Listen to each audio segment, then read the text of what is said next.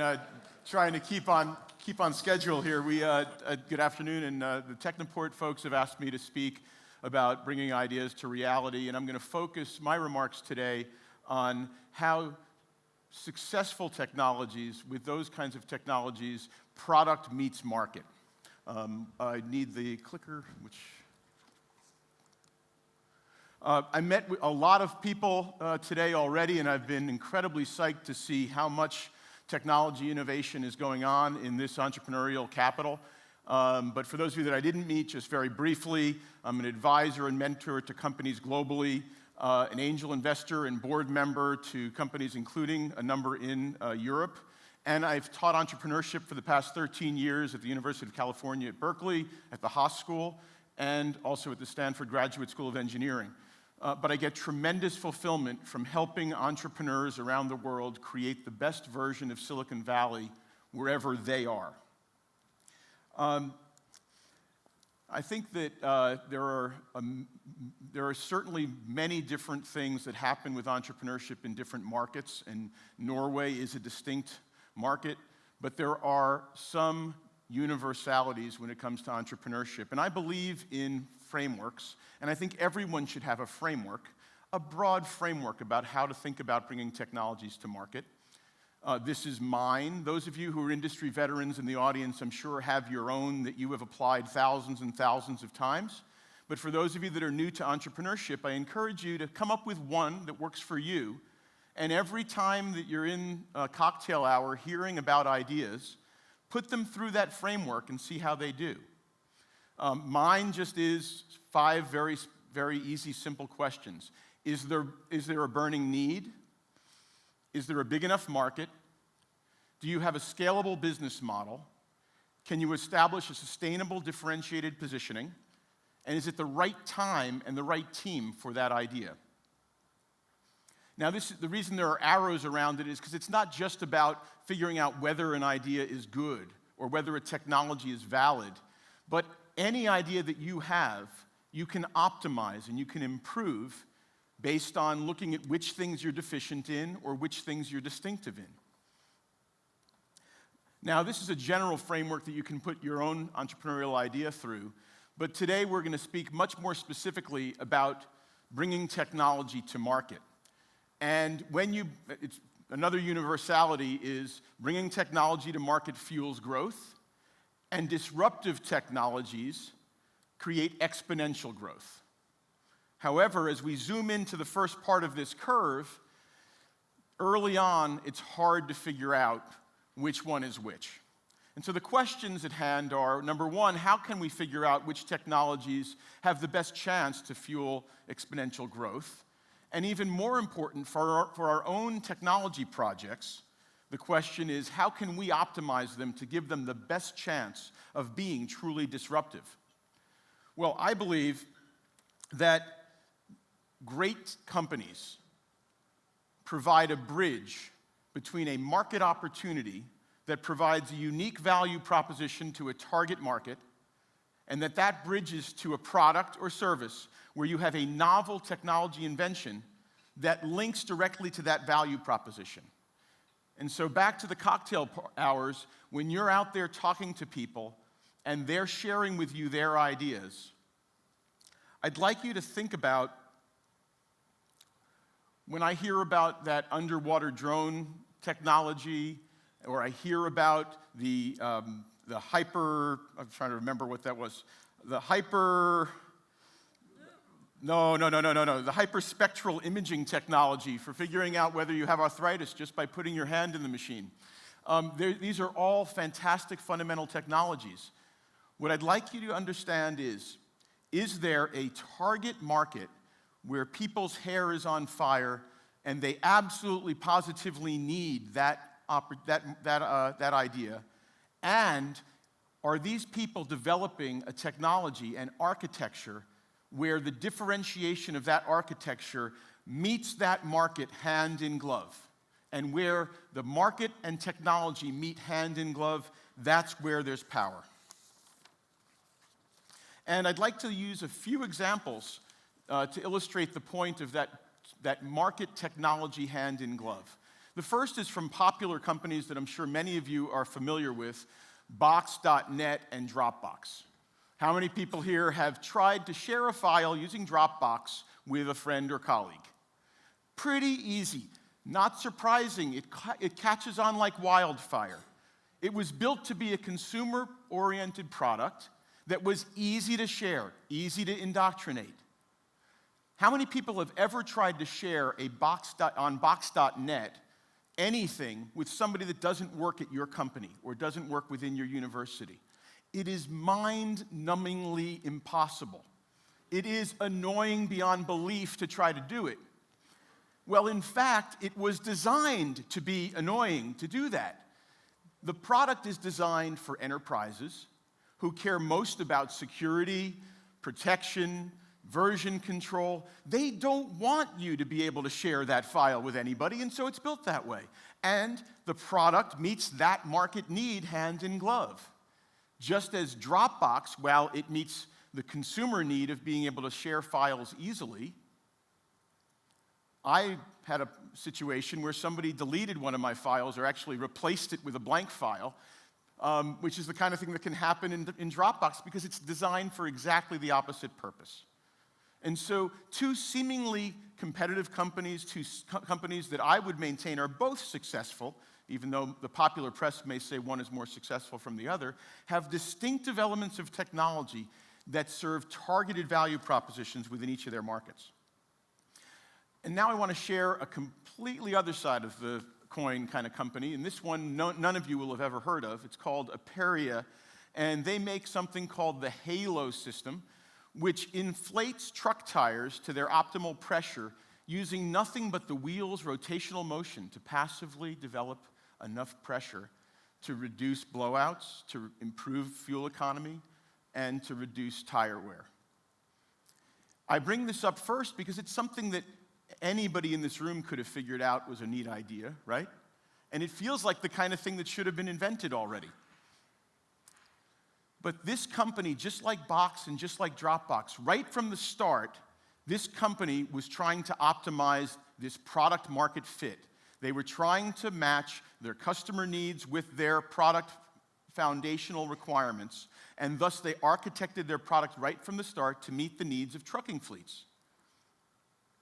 This is a company that came out of my course at Stanford. I was a first investor and I'm a board member in the company, and I actually just came from a trade show where they announced their partnership with Michelin tires. And it's going to be a fantastic moment for this company. They have actually arrived, and they're going to have millions of dollars of revenue this year. Eventually, hopefully, they'll be coming to Europe. But this product meets market, as we think about this loop, I used to think, because most of my early entrepreneurial opportunities, I was in the marketing area or I was on the commercial side of the business. So I used to think that it was always the market need first, and that drove the technology. And I've come to realize that it can start in either place, and regardless, it is a back and forth process. So you can just as easily come up with a technology idea, but you've got to very early on start to get the market in place. And in fact, it's never too early to do that, even before you build the product. And this gives birth to my, and I'm sure a lot of the industry veterans here, my feeling about what makes a great founding team. Many great founding teams are comprised of a technology leader who has a depth of experience in the targeted area of technology that company is going into, but has an appreciation for what the market needs and for the business side. And then a commercial leader, a business-oriented, customer-oriented leader, often from a technical background, who also understands what it's going to take to build the product.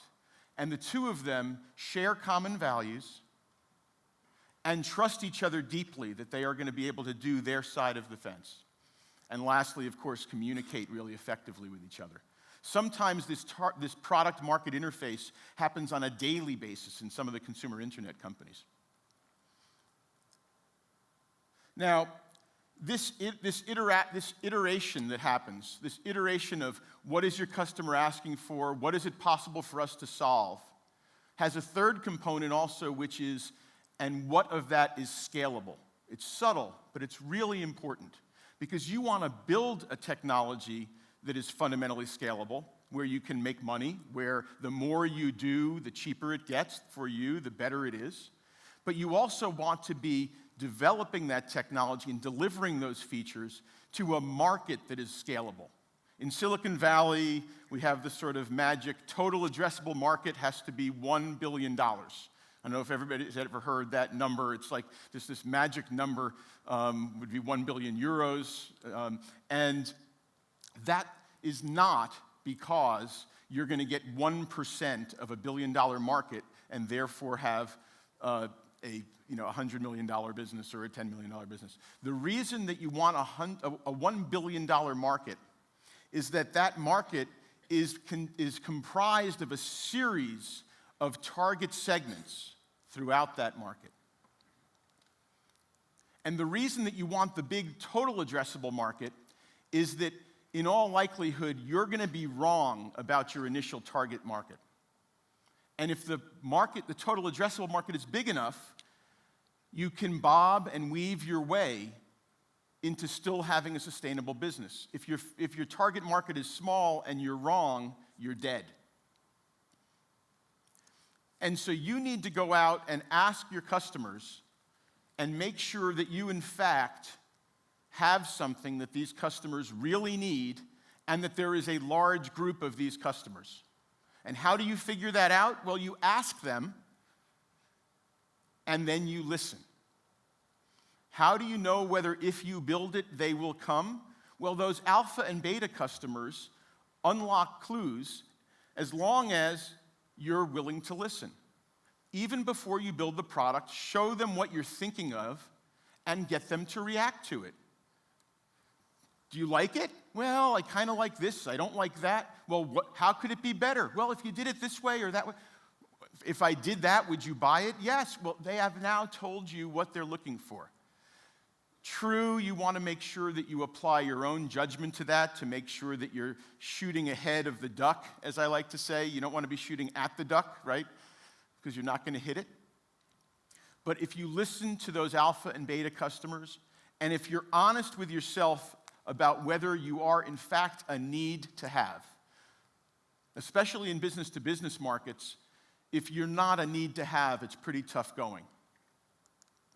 And as you do that, you really need to be honest with yourselves. When you're a need to have, you know it. Are your customers thanking you for bringing this product or service to them? Are they willing to work with a nascent technology and a company like yours that may be out of business any day? Boy, that demonstrates that there's a need to have. Are they willing to suspend disbelief as you describe where this product is going over the next 5 years? Are they introducing you to potential partners?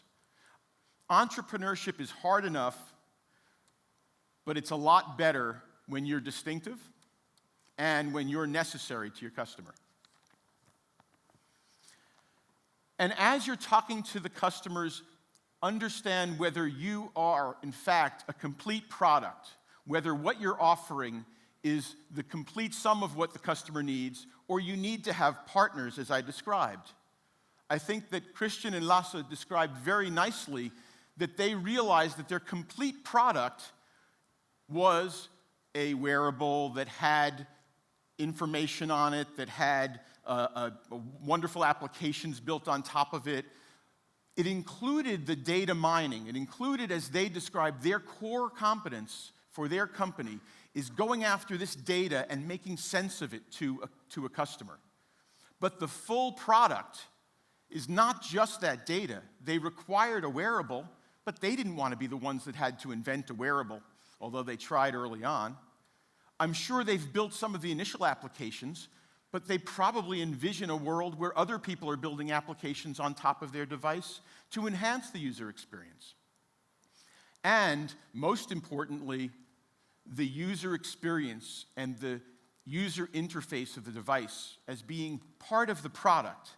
And Anna, who will speak after me, will describe in more detail how one can think about that user interface and the user experience and immerse yourself in that and consider that an integral part of your product. Your product is not complete unless you've thought about that. As one of the robotics companies in the hallway clearly is all about user interface and user experience. I'd like to use another company that I'm working with as an example of that combination of partnership and complete product. It's called Motive Power Systems, and it is the control system that enables any truck or bus to be an electric truck or bus. Their technology is currently in 6 types of vehicles around the world right now, from garbage trucks to shuttle buses to school buses to work trucks to cargo ports to delivery vans. All of them contain the exact same product, the Motive powertrain, which is effectively just a collection of circuit boards and software that tells the other components what to do. Now, clearly, that's not a product. People buy trucks. People don't buy circuit boards. And so they have partnered with motor manufacturers, battery manufacturers, chassis manufacturers, and the body manufacturers so that when they deliver trucks to Federal Express, it's the same truck. It's the same body. It's the same chassis. Everything about it is the same, except instead of a diesel powertrain, it has a collection of circuit boards, battery, motor that tells the chassis what to do. And because of that, they have a complete product where they're adding a lot of value, but they didn't have to build a manufacturing facility like Tesla did, and especially they didn't have to build 6 different manufacturing facilities to sell 6 different trucks. They were the first school bus ever to be approved for safety in the state of California because everything about the bus was the same except for their circuit boards and software. So I'll just share one last thought about how you consider developing companies, and as you think about bringing your technology to market and taking yourself from idea to reality, what you're doing is you're trying to prove validation points. Those validation points are product-based validation points and market-based validation points. With each of them, there is a hierarchy. This is an example hierarchy. Yours may vary. Yours may differ for your company.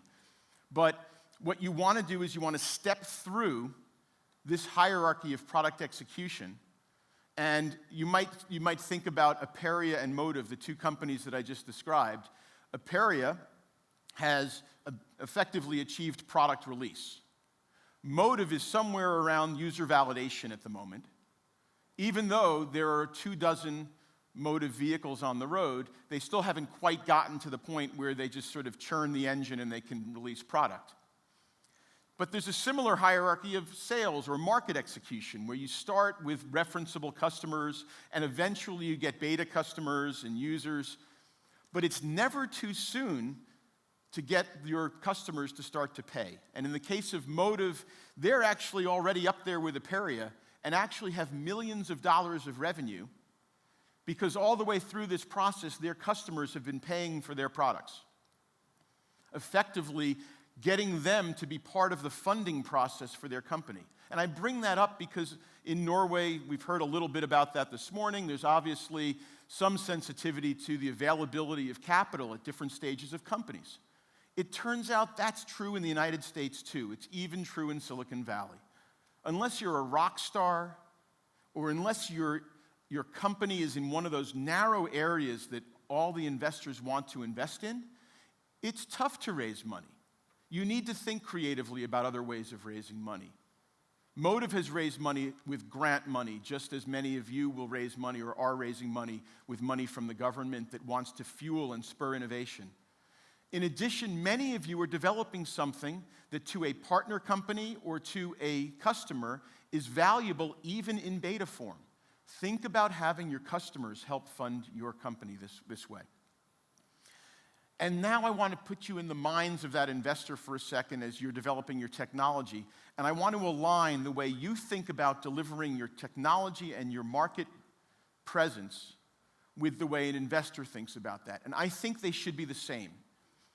If you're running a company, you want to achieve measurable milestones that give you more and more comfort that what you're doing makes sense.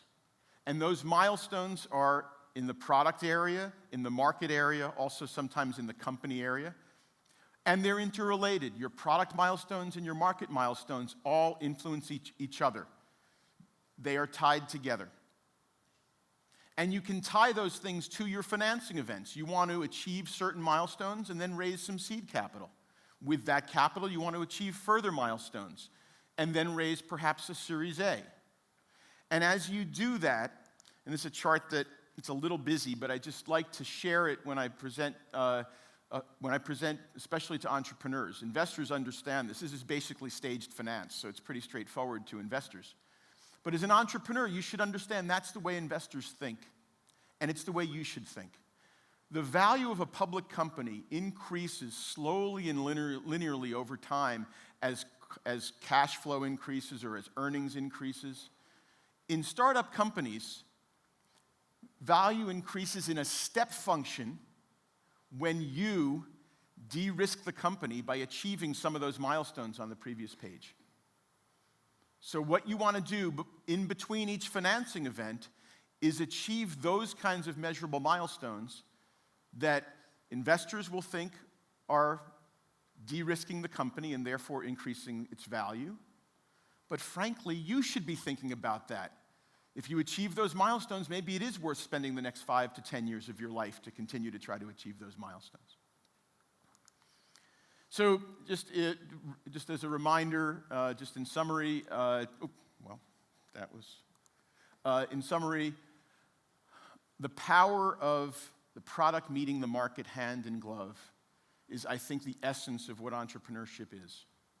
It can start with the product or it can start with the market, but it's never too early to join those two things together, to be getting that customer input. And it's a completely iterative process, and you're going to be doing it until you decide you're no longer running the company. Many, many companies that are very, very far along continue to do it. And in my mind, most of what I've heard out in the hallway really focuses on the innovation side, really focuses on the product side. And I think many of you would benefit, even this early in some of your technologies, of thinking about what that application is and how you are going to take that technology and apply it to some group of people whose hair is on fire. And as I said, I'm absolutely psyched about helping companies and entrepreneurs from all over the world, and I'm based in Silicon Valley, and if anybody's there, I'm happy to help. So thank you very much.